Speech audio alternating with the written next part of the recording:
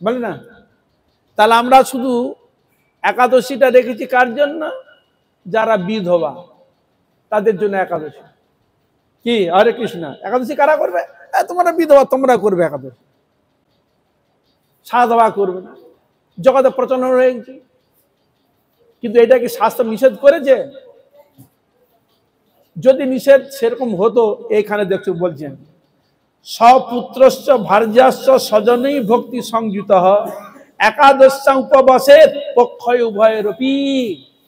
কি বলছেন? সপুত্রশ্চ, পুত্র কন্যা আদি ঘরে যারা রয়েছে তারাও করবে, সভার্যাশ্চ স্বামীও করবে, তার স্ত্রী ভার্যাও করবে। স্ত্রীকে বলা হয় ভার্যা। বুঝা গেল হরে কৃষ্ণ? স্ত্রী অনেকগুলো নাম রয়েছে, স্ত্রী, পত্নী, ভার্যা, অর্ধাঙ্গিনী, সহধর্মিনী, এরকম শব্দ রয়েছে শাস্ত্রে। বুঝা গেল? তাহলে এখানে ভার্যতা, এখানে সপুত্র পেলাম। তা সপুত্র বলতে পুত্র কন্যা রয়েছে। কত বছর থেকে? 8 থেকে 80 বলা রয়েছে আগে, সেগুলো বর্ণন রয়েছে। তাহলে এখানে সপুত্রশ্চ ভার্যাশ্চ, নিজেও করবে, পতি পত্নী উভয় করবে। আর কি বললে? স্বজনই ভক্তি, এই স্বজনগণ, তার যে আত্মীয় পরিজন রয়েছে তারাও একাদশী ভক্তি যাচনা করবে। সংযুক্ত হয়ে সকালে একাদশী ব্রত পালন করবে। কি স্ত্রী, পুত্র, আবাল, বৃদ্ধ, বনিতা, কি বিধবা, কি সাধবা, এখানে শব্দ প্রয়োগ করেনি যে বিধবা করবে, বলেনি, সকলেই করবে। আচ্ছা, আর কি বললেন? উভয়রপি। উভয় মানে, উভয় বলতে কি বুঝায়? কৃষ্ণপক্ষ আর শুক্লপক্ষ, উভয় পক্ষেই, শুক্লপক্ষ আর কৃষ্ণপক্ষ। তার শুক্লপক্ষে একটা একাদশী আর কৃষ্ণপক্ষে একাদশী। তাহলে এই একাদশী উভয় পক্ষে অবশ্যই একাদশী ব্রত পালন করবে। এই তো শাস্ত্রের সোজা কথা, এই তো বলা রয়েছে। এখানে তো আর কোনো লুকানোর কোনো কথা নেই। কিন্তু আমাদের জগতে কিছু কিছু এমন কিছু রয়েছে, সেগুলো মানুষ করতে পারে না, মেনে নিতে পারে না। যাহার বয়স 8 বর্ষের অধিক অথবা 80 বর্ষের কম, এরূপ কোন ব্যক্তি যদি আমার রাজ্যের মধ্যে একাদশীর দিন অন্ন ভক্ষণ করে, তবে তাকে বধ করা হইবে। এই যে একটি প্রসঙ্গ এসেছে, এরকম সেই রাজা, ধার্মিক রাজা এই একাদশী ব্রত পালনের কথার জন্য বলছে। এটা কোন পুরাণে? নারদীয় পুরাণে ব্যক্ত রয়েছে, নারদীয় পুরাণ ব্যক্ত করেছে। সে রাজা এমন ছিলেন ভক্ত, মানে একাদশী ব্রত না করলে তাকে আমাদের রাজ্যেই রাখা যাবে না। সে আত্মীয় হোক আর পরিজন হোক, তাকে দেশ থেকে বিতাড়িত করা হয়। কিরকম রাজা চেয়েছিলেন? কিসের জন্য? তার আত্মকল্যাণের জন্য। শাস্ত্রে এটাও বলেছে, এই জগতে এলো, হরিভজন করলো না, নিজে আত্মকল্যাণের চিন্তা করলো না, শুধু পশুবৎ জীবন, খাওয়া দাওয়া, মজা লুটো, মরে গেল। সে জীবনের কোনো অস্তিত্ব নাই, সে জীবনে কোনো অস্তিত্ব নেই। তার বাঁচা কি মরা কি, ও দুইটাই তার সমান তার ক্ষেত্রে। তাহলে আমরা এসেছি কিসের জন্যে? হরিভজন, হরি আরাধনার জন্য। অর্থাৎ অন্যান্য জন্মে হরিভজন হয়নি, এই মনুষ্য জন্ম ভগবান দিয়েছেন এইটাকে। এই 4টা জন্মের মধ্যে লাস্ট যেটা থাকে, চারবার যে বলা রয়েছে, তার মধ্যে জ্ঞান, বুদ্ধি, বিবেক যে আমাদের এটা দিয়েছে। আমাকে তো আর পশু পক্ষী করে দেয়নি, আগে করেছিল, সেরকম আমরা পানিশমেন্ট পেয়েছি। এবার যাতে মনুষ্য জন্ম লাভ করে, আর যাতে ওই জনিতে যেতে আর না যেতে হয়, এই জন্য শাস্ত্রে এত কঠোর বাণী দেওয়া হয়েছে। বুঝা গেল? শাসন বাণী এই জন্য দিয়েছে।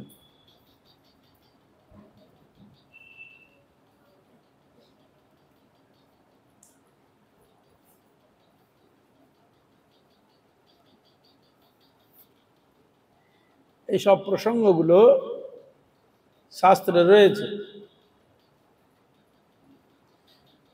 আর এখন তো আমাদের ব্রত চলছে, চাতুর্মাস্য ব্রত।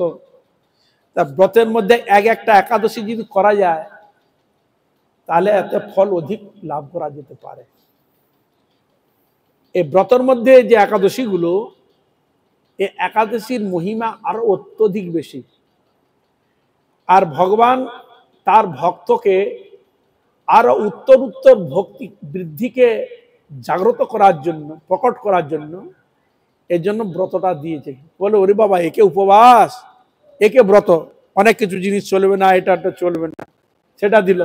আবার তার মধ্যে আবার ব্রত দিয়ে দিল, চাতুর্মাস্য ব্রত, আবার তার মধ্যে একটা এক্সট্রা কি একাদশী পড়েছে। ব্রত তো সে তো করছেই, আবার তার মধ্যে আবার চাপানো হলো একাদশী ব্রত। তা কেন চাপিয়েছে না, এই যত সহ্য করতে করতে, যত ভক্তি সহকারে যত সাধন করবে, ভজন করবে, তত সাধন ভজনের যে নিষ্ঠা আরো লাভ হবে। নিষ্ঠাটাকে আরো প্রকট করার জন্য ভগবান, এই জন্য ভগবানের লীলা তো দেখতে পাচ্ছ না, এক চুমুক দর্শন দিয়ে চলে গেল, দর্শন দিয়ে খুব আনন্দ, খুব আনন্দ করছে, ব্যাস হঠাৎ চলে গেল দর্শন। এবার কি গেল, মুজড়ে গেল, হ্যাঁ, হারিয়ে ফেললো, উৎসাহ হারিয়ে ফেললো। এই জন্য কি ভগবান দর্শন দেখিয়েছে নাকি? না। তাহলে এটা কিসের জন্য? ভগবানকে সকাল গোপীগণ প্রশ্ন করেছিল সকালখানে, ঠাকুর তুমি এরকম নিষ্ঠুর, এবার দর্শন দিয়ে আবার চলে যাও এরকম করে, এটা তোমার কারণ কি? বলে আমার ভক্তের উৎসাহকে বৃদ্ধি করার জন্য আমি এই লীলা প্রদর্শন করে থাকি।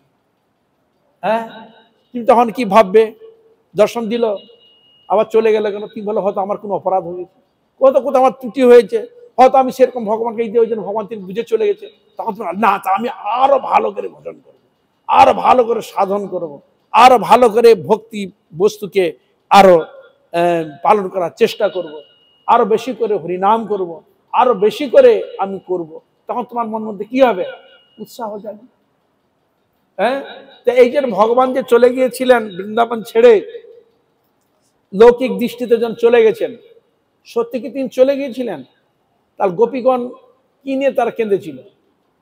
কৃষ্ণকে অন্তরে দেখছেন সাক্ষাৎ, কৃষ্ণকে সাক্ষাৎ দেখেছেন, কৃষ্ণকে হৃদয়ের মধ্যে ধরে রেখেছে, হৃদয় থেকে বের করেনি, চোখ বুঝলে কৃষ্ণকে সাক্ষাৎ দর্শন করছে। তাহলে এই যে চলে গেল, তার উত্তর তো বৃদ্ধি পেল কিনা? হায় উতাস কখন হলো? আগে এত হায় উতাস হয়েছিল প্রাপ্তির জন্য? কখন হায় উতাস হলো? যখন চলে গেলেন। হায় উতাসটা কখন আছে? ওই হায় উতাসে ওইটাই তো যথার্থ প্রাপ্তি। হৃদয়ে যখন হৃদয় আলোড়ন হবে, হায় উতাস জাগবে প্রাপ্তির জন্য, ওইটা যথার্থ প্রাপ্তি। ভিতরে হায় উতাস হলো না, পাওয়ার জন্য মন কাঁদলো না, সামনে এসে হাজির হয়ে গেল, তাহলে তুমি তাকে ধরে রাখতে পারবে না, ও চলে যাবে। বুঝা গেল? হরে কৃষ্ণ। একটা কিছু অঘটন ঘটে গেলে তখন তুমি তাকে, সে যাতে না যায়, তখন তুমি আরো প্রীতি ভালোবাসার আরো সেখানে জিনিসটা তাকে আবদ্ধ করার চেষ্টা করবে। বুঝা গেল? হরে কৃষ্ণ। তা এই জন্য স্বয়ং ভগবান যেটুকু দর্শন আদি দেয়, সেটা ভক্তের উৎসাহকে আরো বৃদ্ধি করার জন্যই এগুলো প্রদর্শন করে থাকে। এই হলো কথা। তা আজকের একাদশীর নাম হলো কামিকা একাদশী। যুধিষ্ঠির বলিলেন, হে গোবিন্দ, হে বাসুদেব, তোমায় সহস্রবার প্রণাম করি। শ্রাবণ মাসের কৃষ্ণপক্ষী একাদশীর নাম কি এবং তাহার মাহাত্ম্য বা কি, তাহা সবিস্তারে বিবৃত করুন। ভগবান কৃষ্ণের কাছে প্রশ্ন করলেন, এই একাদশী কৃষ্ণপক্ষীয়, এর মাহাত্ম্য বা কি, সেটা আপনি কৃপাপূর্বক বর্ণন করুন। ইয়া শুনবার জন্য আমার বড়ই কৌতূহল জন্মিয়াছে। উত্তরে ভক্তবৎসল ভগবান শ্রীকৃষ্ণ বলিলেন, হে রাজন, পূর্বে ভক্তপ্রবণ নারদ প্রজাপতি ব্রহ্মাকে এই প্রশ্ন করিয়াছিলেন। তাহলে এখানে একটা জিনিস কি পাওয়া গেল তথ্য? যুধিষ্ঠির, তুমি যে প্রশ্ন করেছো না, ঠিক এরকম প্রশ্ন নারদ প্রজাপতি ব্রহ্মাকে বলেছিলেন। এই প্রশ্ন, তাহলে এই প্রশ্ন আগে আলোচনা হয়েছে। আমি এক্ষণে তাহাই কীর্তন করিতেছি। ওখানে তিনি যা বলেছিলেন আমি সেই কথাই কীর্তন করছি। কেন? ভক্ত মধ্যে যে আলোচিত ভগবত বিষয় যে আলোচনা, এটা অত্যন্ত বীর্য প্রতিবান, আর ক্ষমতা অত্যধিক বেশি। বুঝলেন? হরে কৃষ্ণ।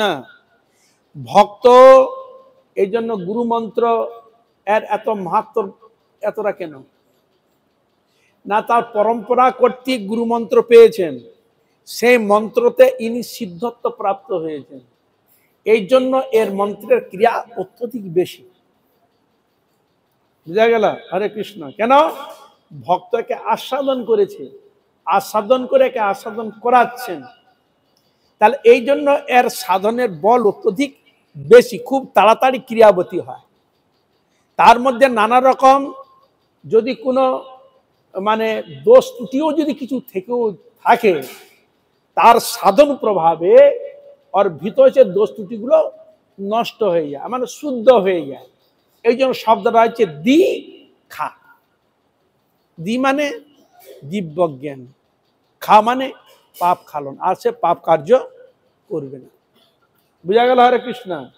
দি মানে দিব্যজ্ঞান, খা মানে পাপ খালন, আর পাপে তার মতি যাবে না, মন গেলেও পাপ কার্যে সে লিপ্ত হবে না। বুঝা গেল?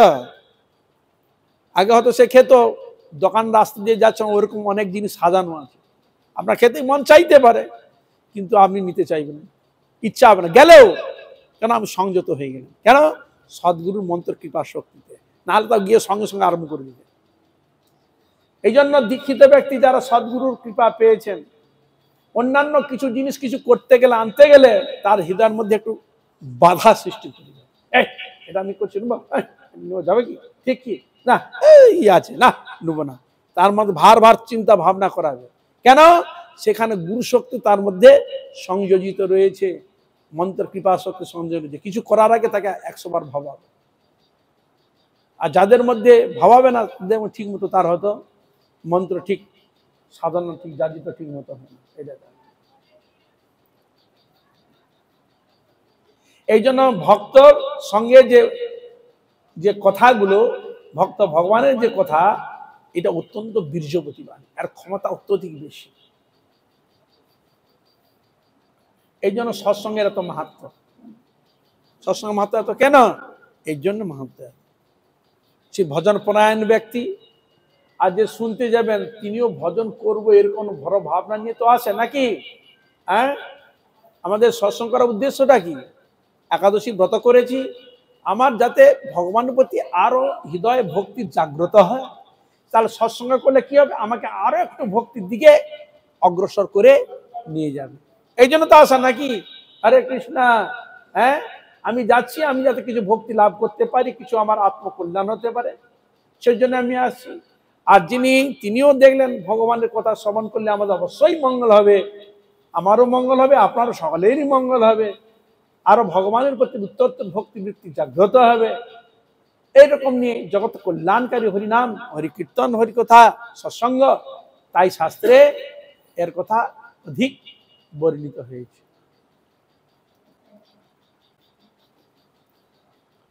মনোযোগ সহকারে শ্রবণ করুন বললেন। একদা ব্রহ্মার নিকট দেবশ্রী নারদ জিজ্ঞাসা করলেন,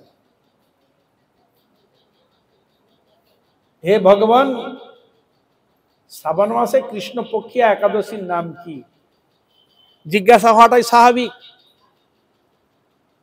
কেন করব, কিসের জন্য করব, করলে কি হয়, কেন এলো, কি করে এলো, স্বাভাবিক, এগুলো প্রশ্ন হওয়া উচিত। সেই ব্রতে কোন দেবতা আরাধ্য, সেই ব্রতের বিধি বা কি প্রকার, এবং কোন পুণ্য লাভের সম্ভাবনা, তা সবিশেষ জানিতে ইচ্ছা করি। সব কিছু বলে দিলেন। কি কি জানার চেষ্টা করলেন, প্রশ্ন রাখলেন। এই একাদশীর নাম কি, এই একাদশীর আরাধ্য দেবতাকে, তার সেবা করার বিধি বা কি, এবং কোন পুণ্য লাভের সম্ভাবনা, এই বিষয়ে জানিতে ইচ্ছা। তাহলে আমাদের মধ্যে সব ইচ্ছাগুলো রয়েছে, যেগুলো প্রশ্ন করেছে এগুলো আমাদেরই প্রশ্ন, আমারও তো জানার ইচ্ছা হবে। তাহলে তিনি এমন কমন ভাবে প্রশ্নগুলো করেছে যেটা সকলের কাজে লাগে, সকলের জন্য একই প্রশ্ন এবং একই প্রাপ্তির ইচ্ছা হৃদয়ে জাগ্রত হয়, সেইভাবে প্রশ্ন করি সোজা সরল ভাবে। নারদে এই প্রকার বাক্য শ্রবণে ব্রহ্মা অত্যন্ত প্রীত হলেন, অত্যন্ত প্রীতি লাভ করলেন। কেন? এটাই হচ্ছে জগতের মঙ্গল কারণ। আমি কি খাবো, কি খেয়ে বাঁচবো, কি করবো, এগুলো আমার বক্তব্য নয়। এগুলো নিজের চিন্তা মাথায় একটু খাটালে সবকিছু জিনিস পাওয়া যাবে, কিন্তু পারমার্থিক জিনিস অপ্রাকৃত কৃষ্ণ প্রেম ভক্তি এগুলো সহজে পাওয়া যায় না। যদি পাওয়া যেত অন্যান্য জন্মে, তাহলে মনুষ্য জন্ম করে কেন পাঠিয়ে দিলেন ভগবান? বুঝা গেল? এই জন্য মনুষ্য জন্মকে হেলা হারাবে না। এরপর হেলায় রতন হারায় নামন হরি হরি বল বদনে। হেলায় রতন হারায় না, এটা হেলায় এই বস্তুকে হারাবে না। রতন সম্পদ জেনে। হে বৎস, লোকমঙ্গলের জন্য তোমার প্রশ্ন যথার্থ উত্তর দিতেছি। তিনি বললেন লোকমঙ্গলের জন্য, লোকের মঙ্গলের জন্য শ্রবণ কর। শ্রাবণ মাসে কৃষ্ণ প্রেক্ষিয়া একাদশী কামিকা নামে জগতে প্রসিদ্ধা। কি নামে? কামিকা নামে। উত্তর পেলাম। আচ্ছা, যার স্মরণ মাত্রে বাজপেয় যজ্ঞের ফল প্রাপ্তি হয়। কেউ যদি বলে এই কামিকা একাদশী, এই কথা যদি কেউ শ্রবণ করে, বাজপেয় যে একটা যজ্ঞ রয়েছে, সে যজ্ঞের যে ফল প্রাপ্তি লাভ করা যায় করে, সেই ফল একাদশীর নাম করলেই সেই ফল পাওয়া যায়। এবং যে ব্রতে শ্রী হরি বিষ্ণু মাধব মধুসূদনকে পূজা ও ধ্যান করিলে অপরিমিত পুণ্য লাভ হয়।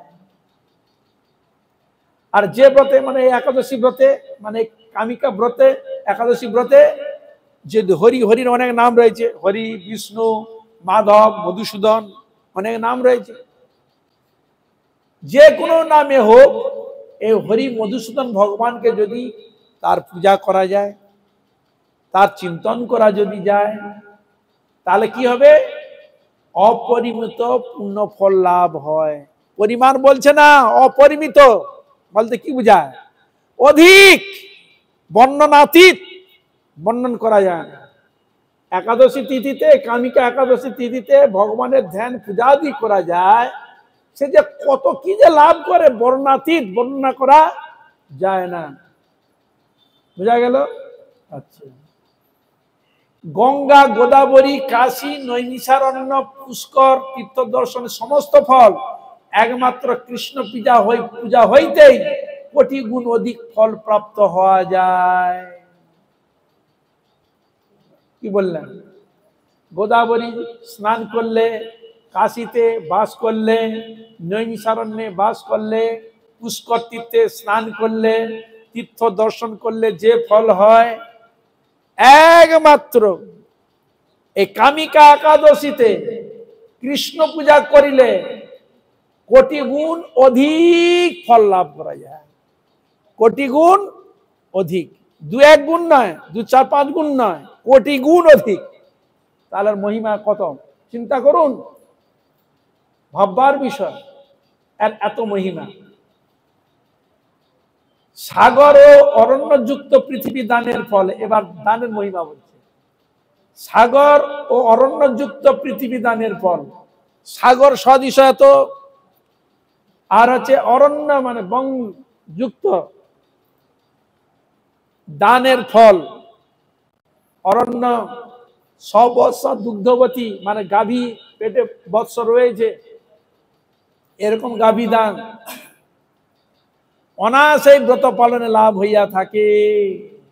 পৃথিবী দান করলে যে ফল হয়, পৃথিবীর মধ্যে কত কত জিনিস রয়েছে, যে দান করা যায় যে ফল হয়,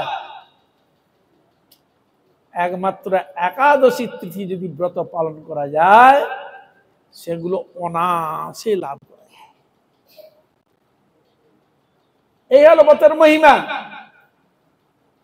শ্রাবণে যে মানব শ্রীধরকে পূজা করেন তিনি দেবতা গন্ধর্ব উরগ পণ্যক দ্বারাও পূজিত হইয়া থাকেন।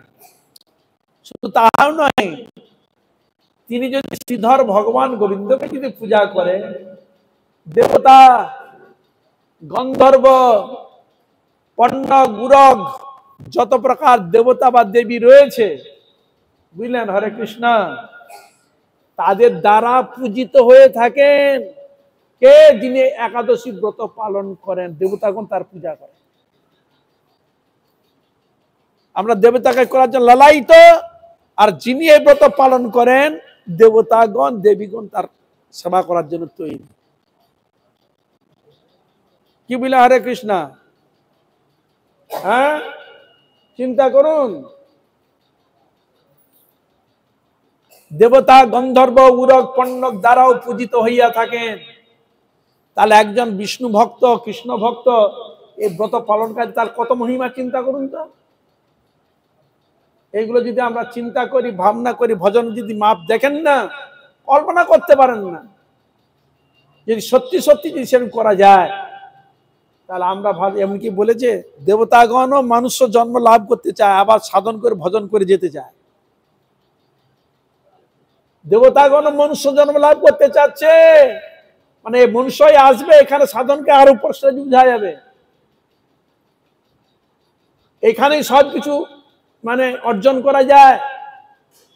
এই জন্য যত প্রকার স্থান রয়েছে, ব্রহ্মাণ্ড আদি রয়েছে, তার মধ্যে পৃথিবী হচ্ছে সর্বশ্রেষ্ঠ। এখানে যেমন দুঃখ কষ্ট আয়ু সবকিছু যেমন রয়েছে, সেরকম সাধন ভজন করতে তাড়াতাড়ি লাভ করা যায়, এটাও রয়েছে। অতি অল্প কলিযুগে এইটাই বৈশিষ্ট্য। কলিযুগে কেউ যদি অল্পও যদি কিছু করে থাকে, তাতেও ভগবান বহুমান করে তাকে তার চরণে নিয়ে চলে যায়। এইটাই মহাপ্রভু দিয়ে গেছেন, সেই হরিনাম।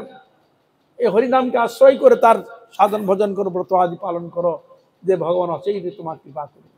এবিকার বলছে কৃষ্ণ নাম ভজ জীব আর সব মিছে, পলাইতে পদ নাই জম আছে পিছে, কৃষ্ণ নাম হরিনাম বড়ই মধুর, যেই জন কৃষ্ণ ভজে সে বড় চতুর। চতুর ব্যক্তি হরিনাম হরি ভজন হরি আরাধনা করে থাকে। তাহলে বুঝতে পেরেছেন? সুতরাং পাপ ভীরু মানুষের পক্ষে কামিকা একাদশীতে সর্বপ্রযত্ন সহকারে যথাশক্তি ভগবান শ্রীধরের পূজা অবশ্য কর্তব্য। যারা পাপ ভীরু, যারা পাপকে খুব ভয় করে, আমাদের কষ্ট কিসের জন্য পাই?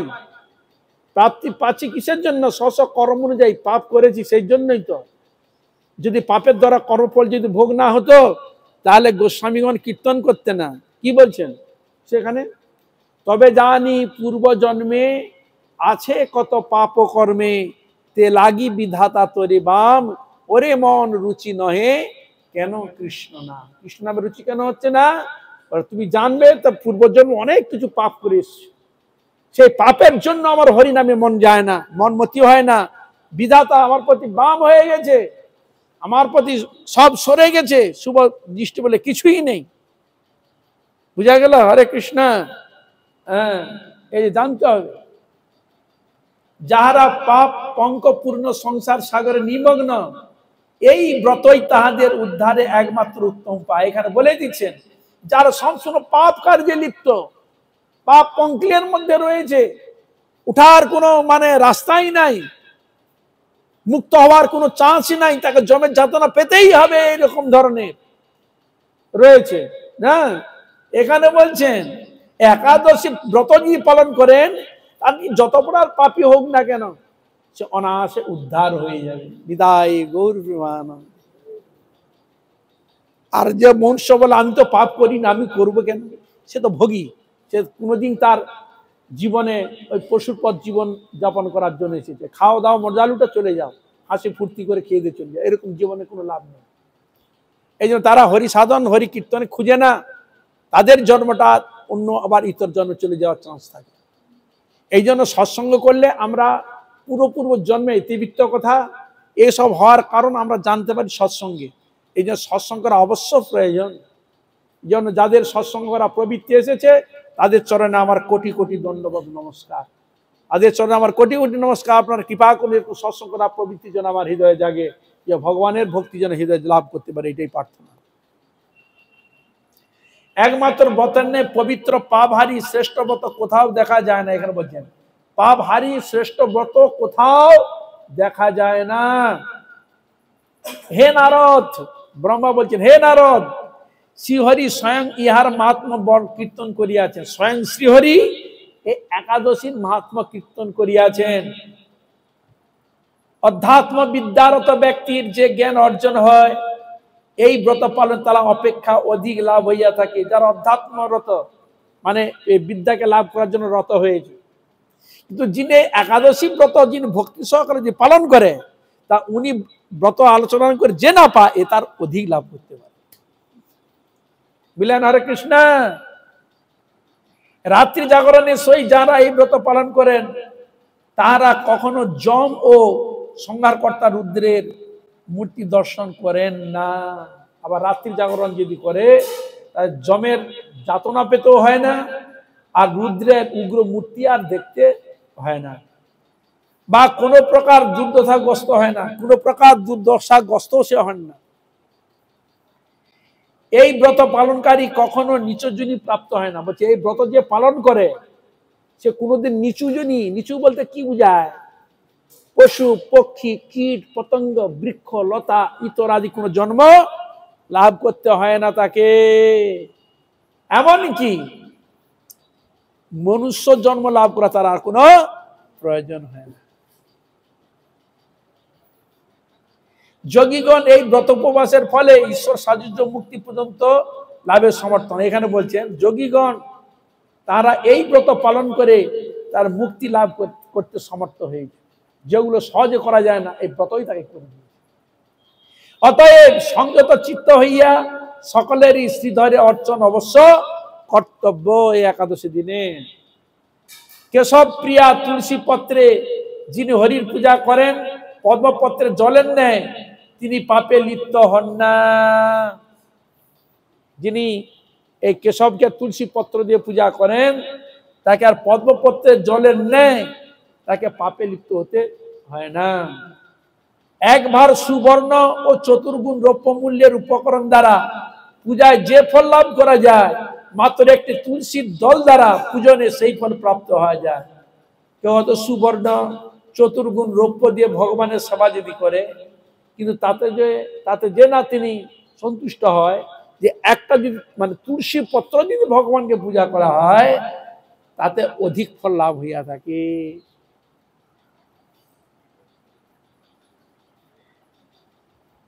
রক্তমৌক্তিক বৈদর্য বা প্রবলাদির দ্বারা সেইরূপ প্রীত হন না।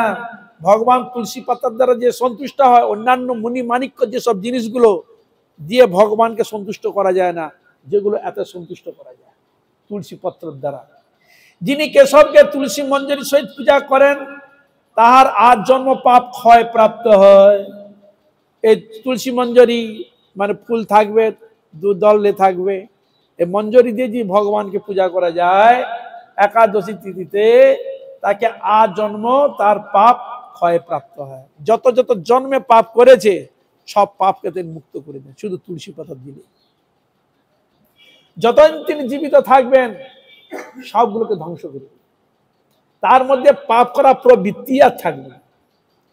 এ প্রসঙ্গে ব্রহ্মা বলিলেন হে নারদ, যিনি তুলসীকে প্রত্যহ দর্শন করেন তার নিখিল পাপ সমূহ বিদূরিত হইয়া যায়। বুঝলেন? হরে কৃষ্ণ। প্রত্যহ যিনি তুলসীকে দর্শন করেন, তুলসীকে দর্শন করা মাত্র তার পাপ নষ্ট হয়ে যায়। ও কেন? তুলসী দেবীর পরিক্রমা বর্ণনা আছে, প্রতি পদে পদে পাপকে নষ্ট করে দেয়। বুঝলে? হরে কৃষ্ণ।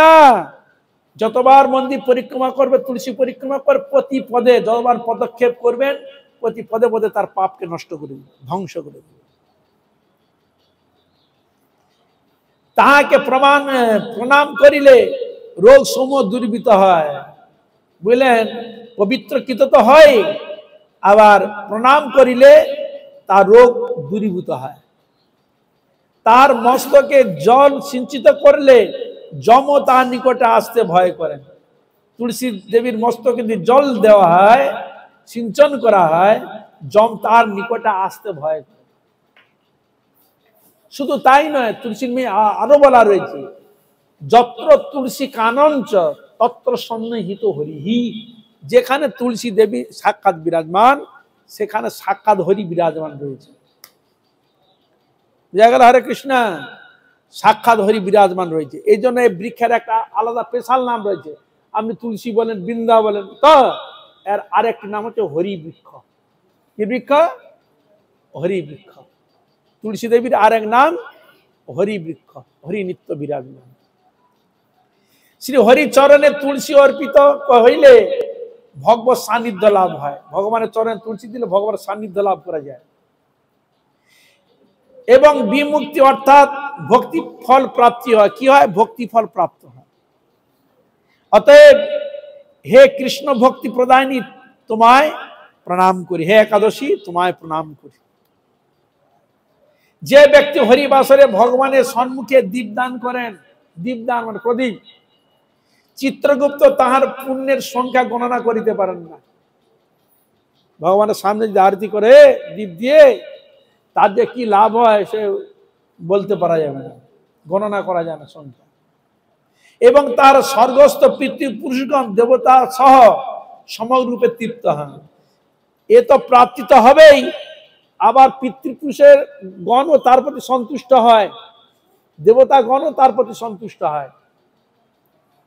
তিল তৈল বা ঘৃত সিক্ত দীপদানের ফলে সেই ব্যক্তি শতকোটি দ্বীপে পূজিত হইয়া সর্বলোকে গমনাগমন করিতে পারেন। দেখুন, তিল তেল বা ঘৃত সিক্ত প্রদীপ দান যদি করে, সে ব্যক্তি শতকোটি দ্বীপে পূজিত হইয়া সর্বলোকে গমনাগমন করতে পারে, সর্বলোকে গমন করতে পারে।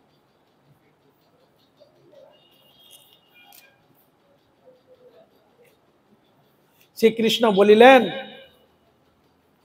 হে রাজন, মানে হে যুধিষ্ঠির, আমি আপনার নিকট সর্বপাতক হারিণী কামিকার মাহাত্ম্য বর্ণন করিলাম। সর্বপাপ হারিণী, অতএব যিনি ব্রহ্মহত্যা, ভ্রূণ হত্যা, পাপ বিনাশিনী, বৈষ্ণব স্থান প্রদায়িনী ও মহা পুণ্য ফলপ্রদা কামিকা ব্রত পালন করিবেন ও তাহার মাহাত্ম্য শ্রদ্ধা সহকারে শ্রবণ করেন, তিনি সর্বপাপ বিনির্মুক্ত হইয়া বিষ্ণু লোকে গমন করেন। তার কি বোঝা গেল? বিষ্ণু লোককে পাঠিয়ে দেবার ক্ষমতা রাখে একাদশী ব্রত। হ্যাঁ, ব্রহ্মহত্যার পাপ ধ্বংস করে দেয়, ভ্রূণ হত্যার পাপ ধ্বংস। এগুলো শব্দগুলো কেন না, এগুলো হয়ে থাকে জগৎ। আর কি? বৈষ্ণব স্থান প্রদায়িনী, বৈষ্ণবের সান্নিধ্যে থাকা একটা ব্যাপার। বৈষ্ণব পদ সকলে লাভ করতে পারে না, বুঝলেন?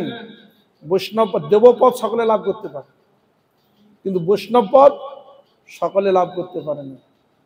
বৈষ্ণব পদ প্রাপ্ত মানে গোবিন্দের স্থান প্রাপ্ত। হরে কৃষ্ণ। হ্যাঁ, তাহলে সে বৈষ্ণব পদ এত দুর্লভ বস্তু, একাদশী ব্রত প্রভাবে তিনি বৈষ্ণব পদও তিনি প্রাপ্ত হয়ে থাকেন।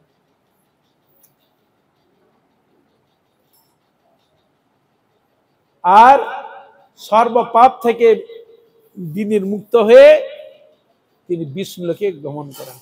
বিষ্ণুলোকং স্বগচ্ছতি, তিনি বিষ্ণুলোকে গমন করেন। এরকম ভুরি ভুরি প্রমাণ কিছু কিছু স্তোত্রেও রয়েছে, যেমন জগন্নাথ অষ্টকম,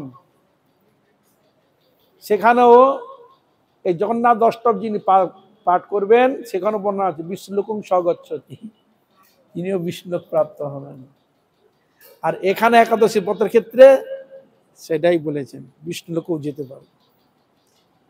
ভক্ত হয়ে ভগবানের সেবা, নিত্য সেবা সুখ লাভ করতে পারে।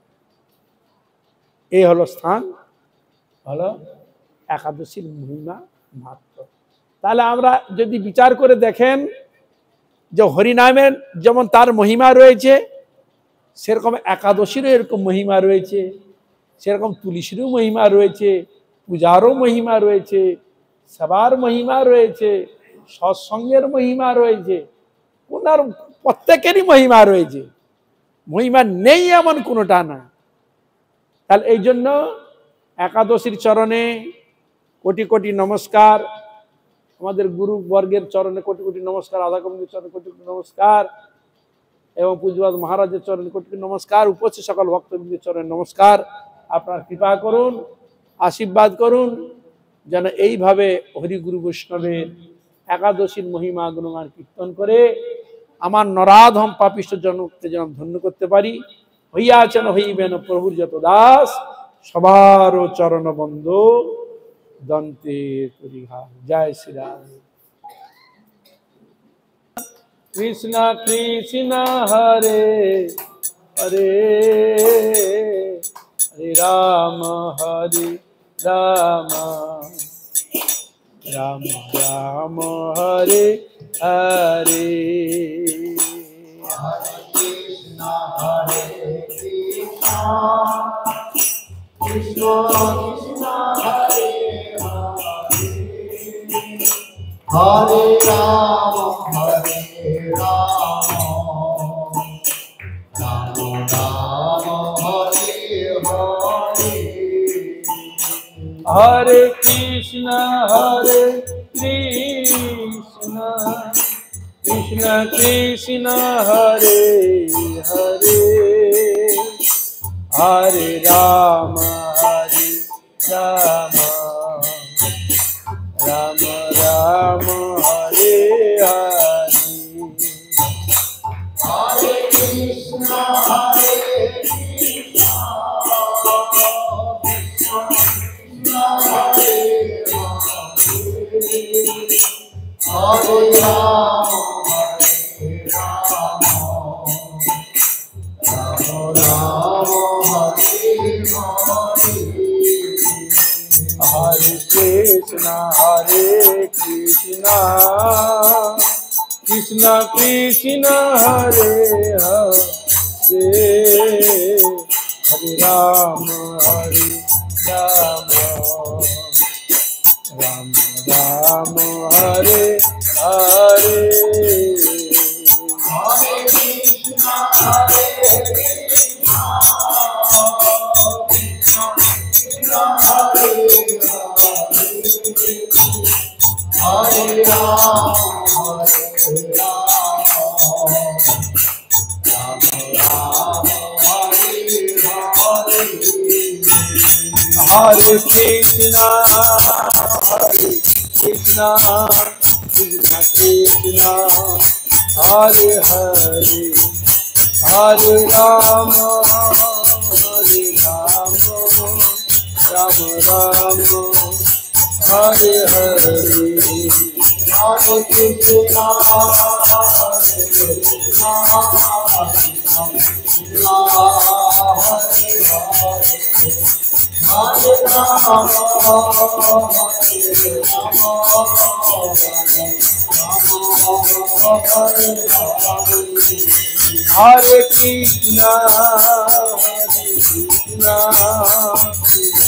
Krishna Hare Hare, Hare Rama, Ram Ram, Hare Hare. Hare Krishna, Hare Krishna,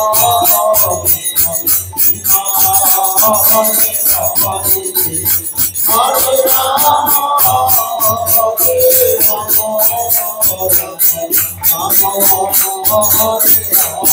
I go to Hari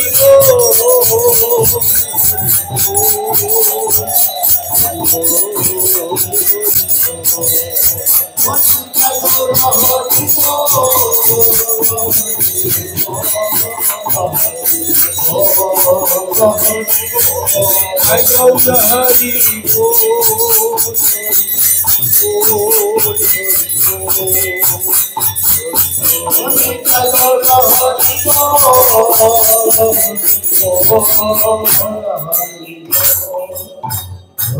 बोले बोले